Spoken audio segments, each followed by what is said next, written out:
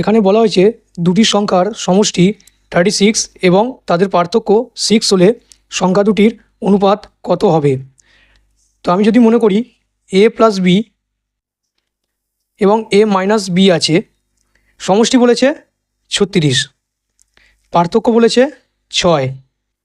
একবার যদি এদেরকে যোগ করি তাহলে এর চিহ্ন যেহেতু প্লাস ছিল প্লাসই থাকবে, বির চিহ্ন মাইনাস ছিল মাইনাস থাকবে, যেহেতু যোগ করছি। কিন্তু এখানে প্লাস বি এখানে মাইনাস বি আছে, দুটো কেটে যাবে, এখানে হয়ে যাচ্ছে 2a। যেহেতু এখানে যোগ করেছি এদেরকেও যোগ করতে হবে, 36 আর 6 যোগ করলে পাবো 42। 2a সমান 42 হচ্ছে। তাহলে a সমান কত হবে? 42-এর নিচে 2 সমান সমান 21। একই পদ্ধতিতে যদি আমি বি এর মান বার করতে চাই তাহলে 36 থেকে সিম্পলি 6 বাদ দিতে হবে, এখানে পাবো আমি 30। 30কে এখানে যেমন 2 দিয়ে ভাগ করেছি 42কে, তেমন এখানে 30কে 2 দিয়ে ভাগ করব, পেয়ে যাব 15। এটা হবে বি এর মান। দুটো আমি সংখ্যা পেয়ে গেলাম, এবার এদেরকে অনুপাত করব।